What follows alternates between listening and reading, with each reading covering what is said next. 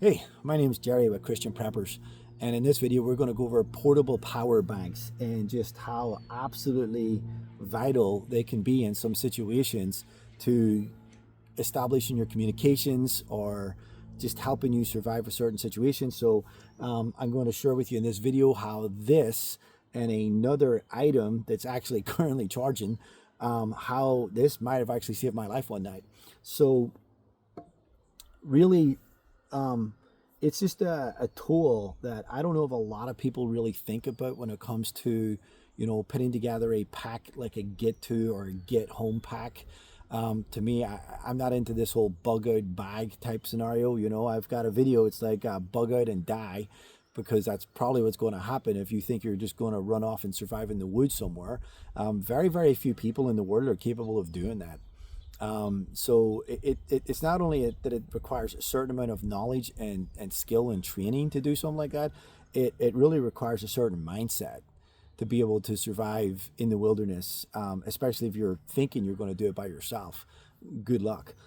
Community is life is kind of one of my videos, one of my slogans.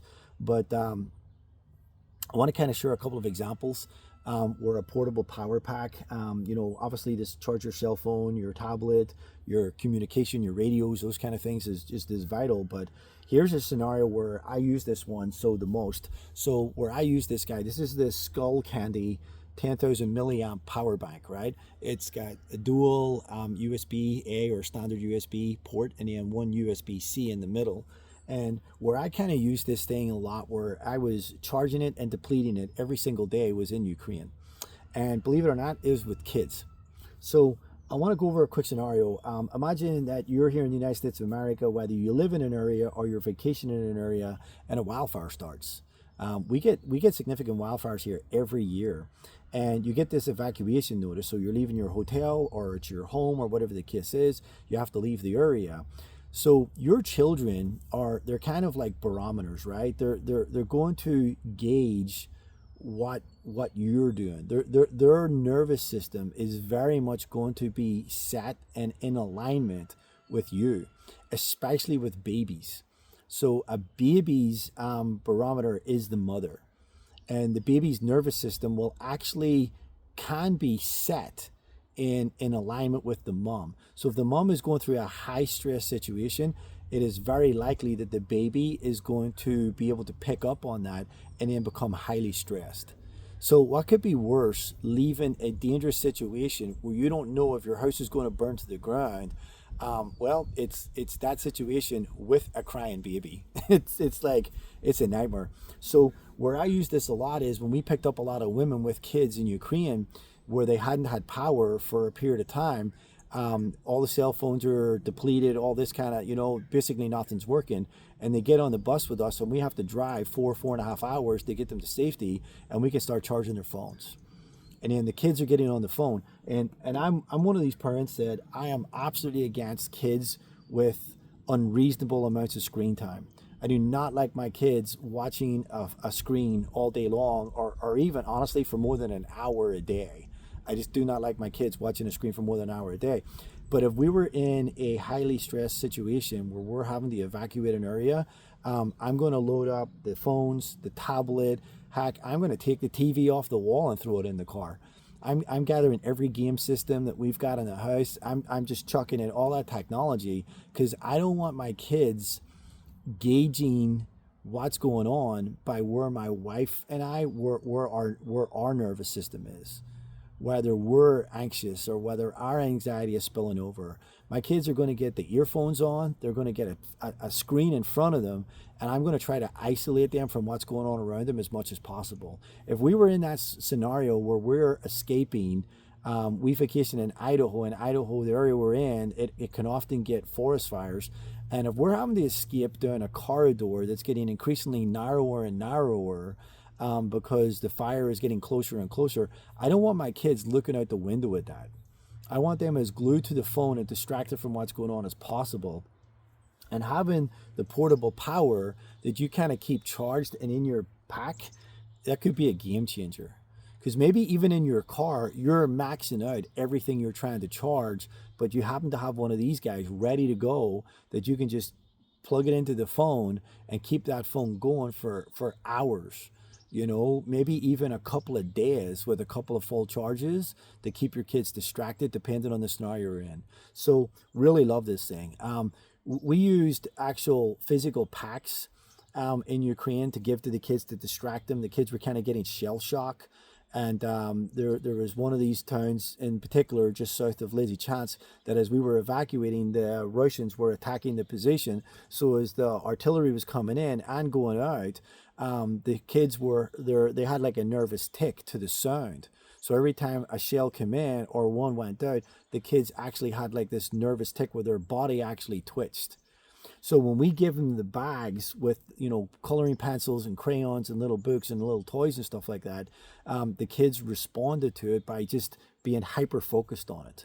And then when we got them into the bus, because a lot of times the kids didn't want to leave the parents. They wanted to be glued to the parents and move with the parents. We were able to get the kids on the bus and get that part taken care of. And then they were distracted with whatever item it was that we had given to them. It was a much better scenario for us to get everybody loaded up in a high stress situation. So that particular situation was the highest stressed any of the evacuations that we did around Lysychansk during that period of time when Lysychansk was actively being attacked by the Russians and moving on that position. Then having the kids distracted was vital, absolutely vital. So it is in my opinion of extreme importance that you have a portable power bank. And I haven't even really touched on how important it is to make sure your comms are charged, your radio, your phone, if anything is still working, just to be able to have that communication. So just absolutely vital to have portable power. So this was my go-to. Love this thing. It's getting a wee bit dated now at this point. It has this little reader. It just tells me how much power I had in it. It's kind of really awesome to have that and just know how much juice I had left in it, especially for the ones that we were giving away, because we give away a lot of these. So especially for the ones that we were giving away, just to know if they needed charged, if they didn't need charged. Some people needed one that had a charge right away. Other people didn't care because where they were going back to, they would have the ability to keep charging it.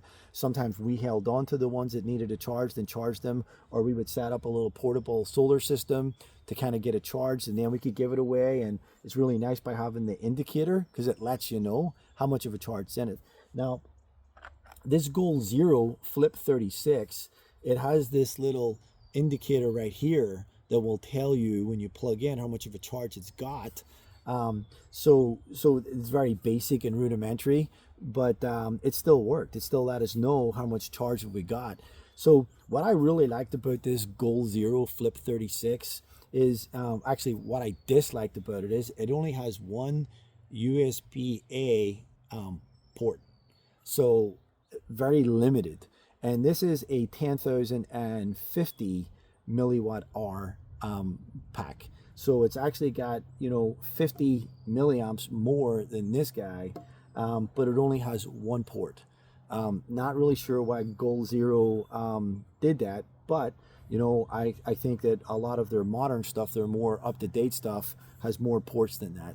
So here's what I did really love about this, which I think Goal Zero kind of knocked it out of the park with this thing, is when you take your solar panel, your Nomad 10, which my backpack has a laptop compartment in it, and this and my tablet fit in there perfectly, is when you flip this over, you have this flexible USB port right here. So this Flip 36 just connects right into that, and then you've got these two little tracks right there, and this thing just presses down and is now held there.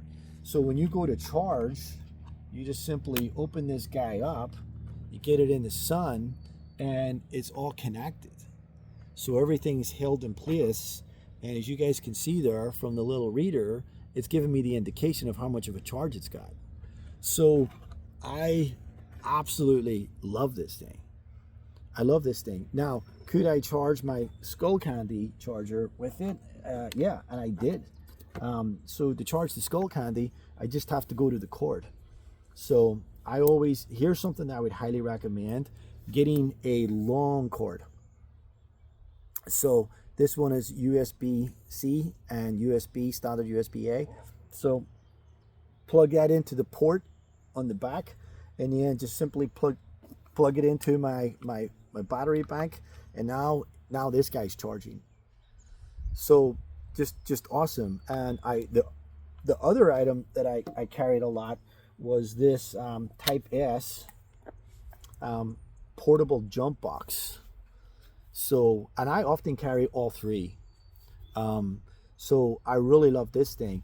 Now, what kind of sucks about this guy is that you can, obviously it's got a USB port, USB-A, so you can charge other items. But the one drawback about this that kind of sucked a wee bit was that it has the micro USB. Now, it worked out okay for me because my mystery survival item that I'm talking to you guys about, it takes a micro USB. So my micro USB that comes with this Type S, and it's very possible, I've had this one now for a while, it's very possible that the newer ones at Costco actually have the USB-C. But here's what was working really well, is my mystery item that might have saved my life one night is this lighter. So what's cool about this lighter is it works off, it doesn't work off any kind of liquid fuel. It works off power, electricity. And let's see if you can see this. I don't know if you guys can see that sort of little blue purplish light. Okay, that's your flame. So one night I had got stuck out in the wilderness. It was wet. I was having a really hard time getting a fire started, and this guy is what got the fire going.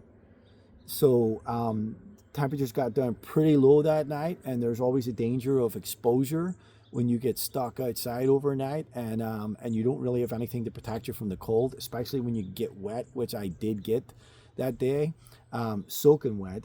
And this guy helped me get a fire going that I just don't think I could have got going any other way. So it locks down. This one is by Explorer, and I went for this high orange because sometimes you just set this thing down and then you walk away and you forget it, and it just sucks. The cool thing is I also can charge this off my little Nomad 10 solar panel. And it actually doesn't even take that long to give this thing a full charge, and then you're going to get quite a lot of opportunities to light fires with this guy. Now, on that particular night, I drained this thing and then had to plug it into the power bank right here to get some more juice into it to actually get my fire lit. But this thing was just awesome. I mean, it's just a game changer to take with you, especially when you're restricted with fuel. It has this locking mechanism. I always forget and just pull it open, but it's got this locking mechanism right here. You push this button and then you open the lid. Whenever you close it and you want to travel, it's got this bar that flips over and then locks it in place. So there's no danger of really having it go off in your pack or anything like that. It's very stable. This thing just fits in your hand really well. It just was awesome. So this is my mystery item that literally might have saved my life, that I would highly recommend that everybody carries with them.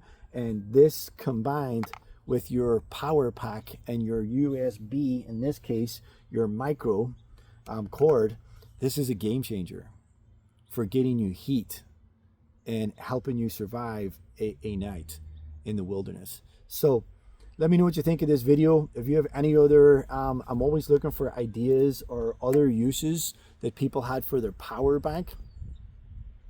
And you know, with the Type S, it comes with these little jump leads. So if you have a small car, it's very possible that even close to dead that this will start your car. But if you have like a truck or a van or something with a, you know, that requires a higher cranking amps, it's not going to bring back a dead battery. Just no way, you know. So the battery will have to have some juice in it for these to actually work. So I'm going to leave you guys here in this video. Highly recommend you get yourself some kind of lighter that works off a charge, an electrical charge, as opposed to liquid fuel, and carry it in your kit and combined with your charger, especially if you have something like this Nomad charging pack, it means that you essentially are not going to run out of fuel. So you're never going to run out of the ability to light fire. So, hey, leave a comment. Let me know what you think. And thanks for watching.